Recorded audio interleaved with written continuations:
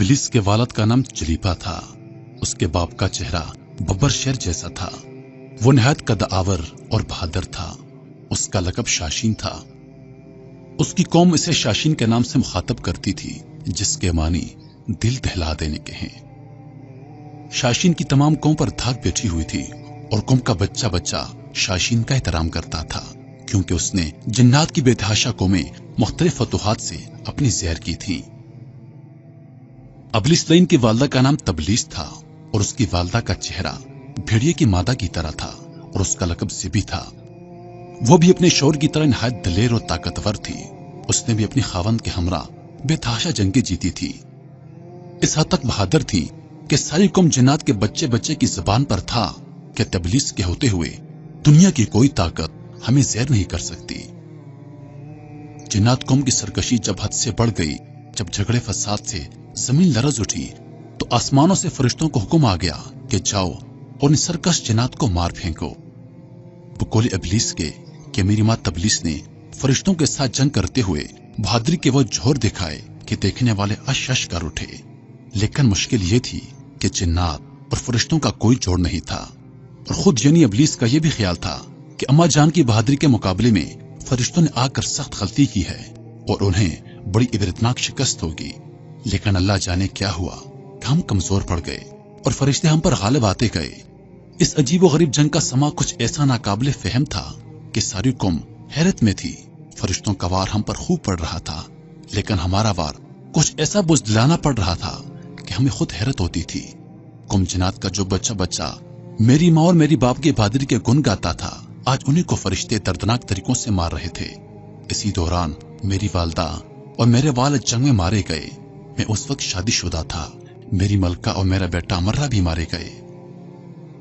चूंकि इब्लीस के वालिद का चेहरा बब्बर शेर की तरह और वालदा का चेहरा भेड़िए की तरह था, लिहाजा इल्म क़ियाफ़ा की रूह से इब्लीस में दोनों खुसूसियात मौजूद हैं, यानी वो खुददार सरकश और मक्कार है और साथ ही निहायत खुदगर्ज़ फरेबी और धोखेबाज भी है।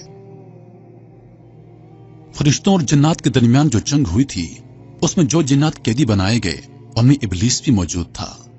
फरिश्ते जब बारगाह इलाही में हाजिर हुए तो उनको हुक्म हुआ कि अज़ाज़ील की बेहतरीन तरबियत करो।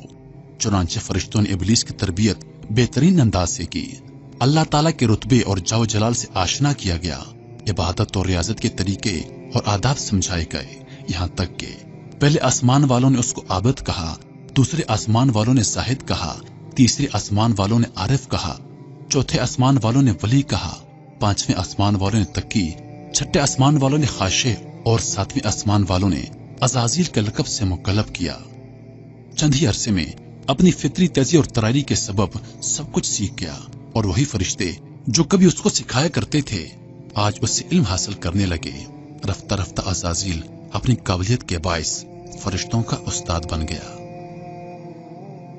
इब्लीस अपनी इबादत और जाहिद में इतना मुकर्रब हुआ कि मुख्तलिफ आसमानों में उसके मुख्तलिफ रुतबे बने। अल्लाह ताला का हमेशा से एक दस्तूर है कि वो अपनी राय को सबसे अलग थलग रखते हैं और किसी को भी इस अमर की खबर नहीं हो पाती। अल्लाह तबारक व तआला फरमाते हैं कि मैं जिसको चाहता हूँ इज्जत देता हूँ और जिसे चाहता हूँ जिल्लत देता हूँ। एक रोज अज़ाज़ील अल्लाह ताला की हमदोसना बयान करता हुआ जब सातवें आसमान की सैर करता हुआ लोहे महफूज तक पहुंचा तो क्या देखता है कि लोहे महफूज पर एक अबारत लिखी हुई है कि हमारा एक बंदा ऐसा है जिसको हम मुख्तलिफ किस्म की नेमतों से मालामाल करेंगे और जमीन से उसको आसमान पर पहुंचा देंगे और आसमान से फिर उसको जन्नत में ले जाएंगे। उसके बाद हम एक खास काम पर उसको मामूर करेंगे, लेकिन वो इनकार करेगा और बगावत पर आमादा हो जाएगा।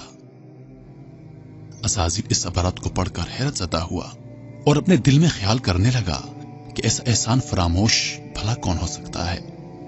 दोबारा अबारत पर गौर किया तो अबारत के करीब निहायत वाज़ेह अल्फाज में लिखा हुआ था कि औज़ु बिल्लाहि मिनश शैतानिर रजीम। यह पढ़कर वह तकरीबन 2000 साल तक रोता रहा और खुद पर हिलान तान करता रहा कि ऐसा बदबख्त भला कौन हो सकता है जो रब्बे करीम का नाफरमान होगा। घबरा कर बारगाह इलाही में हाजिरी दी और बोला, ए रब्बुल आलमीन, ये शैतान और रजीम कौन है जिससे पनाह मांगनी चाहिए।